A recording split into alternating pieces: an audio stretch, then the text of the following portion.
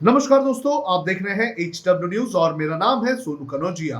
कुछ दिनों पहले जब हाथरस मामले की विक्टिम की मौत हो गई थी तो पुलिस ने उसके शव को खुद ही जला दिया और परिवार वालों तक को नहीं बताया।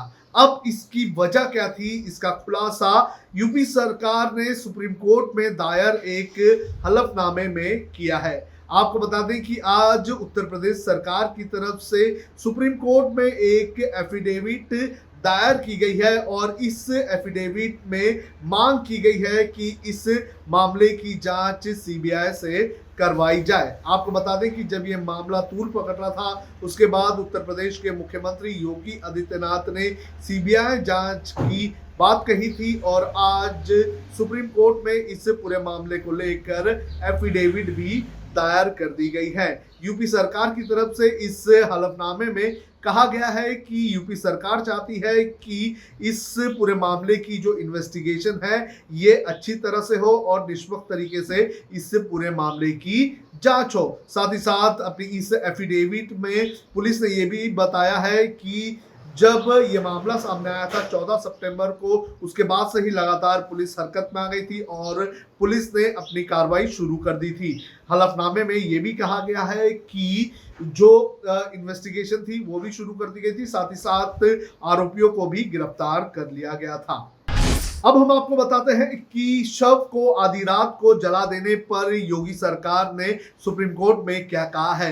दरअसल योगी सरकार की तरफ से जो एफिडेविट दायर की गई है उस एफिडेविट में यह कहा गया है कि शव को रात को जला देने का कारण ये था कि एक बड़ी साजिश रची जा रही थी राज्य में जातीय हिंसा फैलाने की। आपको बता दें कि इसके पहले भी जातीय हिंसा का एंगल जो है वो यूपी पुलिस ने इसके पहले बताया है। यूपी पुलिस का कहना है कि उन्हें इंटेलिजेंस रिपोर्ट के आधार पर ये जानकारी मिली थी कि इस मामले के साथ साथ राज्य में जातीय हिंसा फैलाने की कोशिश की जा रही थी। तो कोर्ट में जो एफिडेविट दायर की गई है योगी सरकार की तरफ से, उसमें कहा गया है कि जातीय हिंसा फैलाने की साजिश रची जा रही थी। सोशल मीडिया पर बड़े पैमाने पर कैंपेन चलाया जा रहा था। इसके अलावा एक और खुलासा हुआ है कि एक वेबसाइट बनाई गई थी जिसके जरिए लगातार उत्तर प्रदेश के मुख्यमंत्री योगी आदित्यनाथ के बयानों को तोड़ मरोड़ कर पेश किया जा रहा था।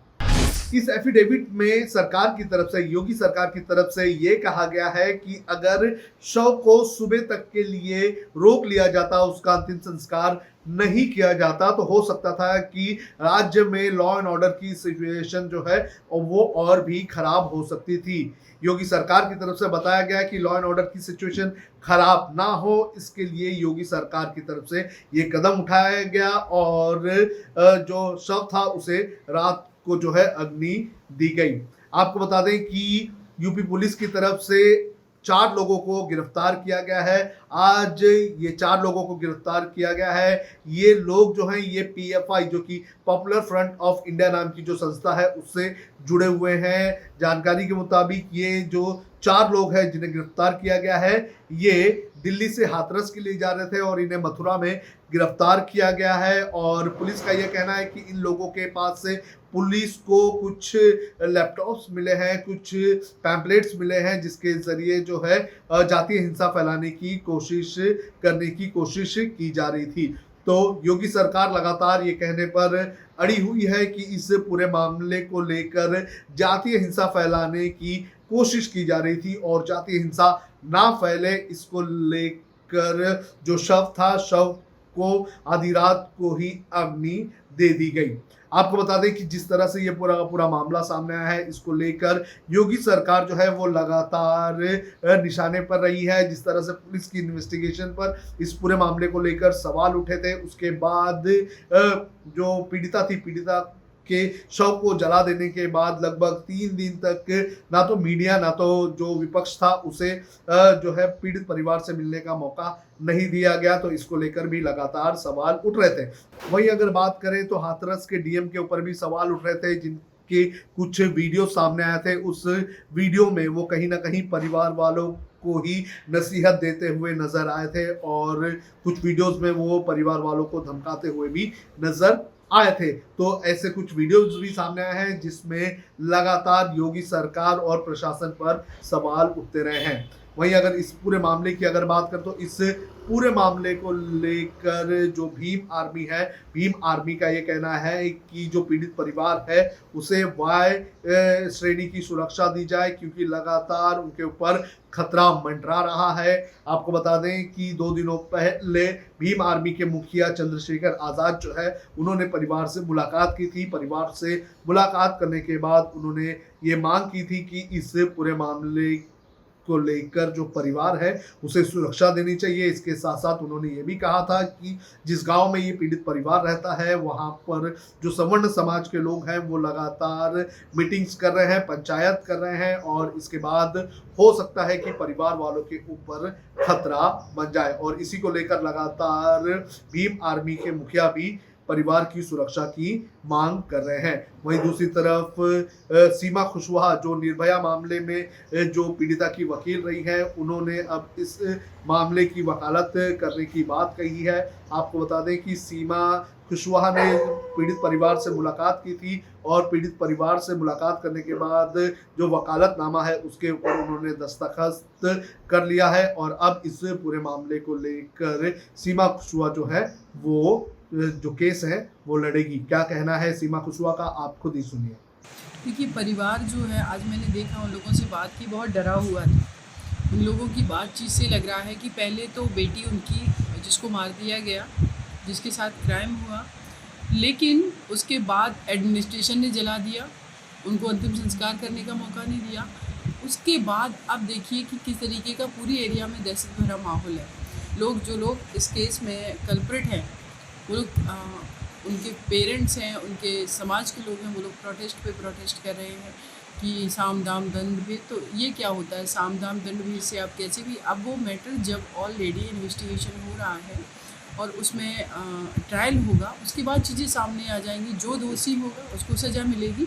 इतना ज़्यादा जो भी अनाउंस किया गया है, घोषणा की गई है कि ये सब क्या दे दिया गया है। सबसे बड़ी बात मैं ये जानना चाहती हूँ, क्या दे दिया गया? इस देश के अंदर बहुत सारे केसेस में घोषणाएं की जाती हैं, उसके बाद जैसे ही मीडिया कवरेज बंद होता है, चीज़ें लाइट हो जाती हैं, उसके बाद उस परिवार को देखो कि क्या स्ट्रगल करते हैं। जब तक मिल नहीं जाते तब तक तो मैं कैसे कह सकती हूँ, लेकिन देना चाहिए। पीड़ित परिवार है, गरीब परिवार है, उसको अपनी बेटी के लिए, जस्टिस के लिए फाइट करना है। एक उम्मीद है उन लोगों को कि कम से कम उस लेवल के ऑफिसर्स आकर के इनसे मिल रहे हैं, आश्वासन दे रहे हैं, तो थोड़ा सा उस परिवार को सांत्वना मिलती है कि कम से कम लोग मेरे साथ खड़े हुए हैं। देखिए, नार्को टेस्ट एक आरुषि हत्याकांड केस में हुआ, क्या मिला? सबका आपने नार्को टेस्ट कर लिया था, और क्या नार्को टेस्ट को मैनिपुलेट नहीं किया जा सकता है? क्या वो मशीनरी जो है जिसे आप उसको टेस्ट करते हैं, लगा करके पूरे उसके ब्रेन में, माइंड में लगाते हैं, क्या उन चीज़ों को मैनिपुलेट नहीं किया जा सकता? कौन लोग नार्को टेस्ट करते हैं? इस कंट्री के अंदर एक भी संस्था जिस पर 100% लोग आंख बंद करके टेस्ट नहीं कर सकते, ऐसी कोई संस्था नहीं है। बिल्कुल परिवार ने मुझे अनुमति दे दी है। जो भी डॉक्यूमेंटेशन का काम होता है, वकालतनामा साइन करना, वो उन्होंने साइन कर दिया है और उन्होंने कहा है कि मुझे मेरी बेटी को न्याय चाहिए और आप मुझे हमारा केस लड़िए। और पहले से भी परिवार हमसे कांटेक्ट में था। फाइनली आज मुलाकात हुई है और उन्होंने मुझे अपना वकील नियुक्त कर लिया। बहरहाल देखना जरूरी है कि अब इस पूरे मामले को लेकर योगी आदित्यनाथ ने अपनी ओर से सफाई दी है। मामले की सीबीआई जांच कब शुरू होगी, क्योंकि योगी सरकार सीबीआई की जांच करवाने के लिए पूरी तरह से रेडी है। तो अब सुप्रीम कोर्ट जो है वो ऑर्डर देगी और सीबीआई इस पूरे मामले की जांच करेगी। इसके अलावा आपको बता दें कि इस पूरे मामले को लेकर जो यूपी पुलिस लगातार जांच कर रही है, उसके अंदर लगभग 19 के आसपास एफआईआर रजिस्टर्ड की गई है और एक एफआईआर में ये कहा गया है कि राज्य में जो योगी सरकार है वो गिराई जाए और राज्य की लॉ एंड ऑर्डर की सिचुएशन खराब की जाए। इसको लेकर एक अंतर्राष्ट्रीय स्तर की जो है साजिश रची जा रही है। तो ऐसे कई सारे एफआईआर जो है वो रजिस्टर किए गए हैं और कई सारे एंगल से इस पूरे मामले को लेकर योगी सरकार जो है वो जांच कर रही है। अब खबरें पाइए सबसे पहले हमारे मोबाइल न्यूज एप्लीकेशन पर। एंड्रॉइड या iOS प्लेटफॉर्म पर जाइए, HW न्यूज नेटवर्क को सर्च कीजिए, डाउनलोड कीजिए और अपनी सुविधानुसार भाषा का चयन कीजिए। खबरों की भीड़ में अपने काम की खबर पाते रहिए। अगर आपको हमारा ये वीडियो पसंद आया है तो आप इसे शेयर करें, फेसबुक पर हमारे पेज को लाइक करें, ट्विटर पर हमें फॉलो करें, यूट्यूब पर ज़रूर सब्सक्राइब करें ताकि आपको हमारे हर खबर की अपडेट मिलती रहे।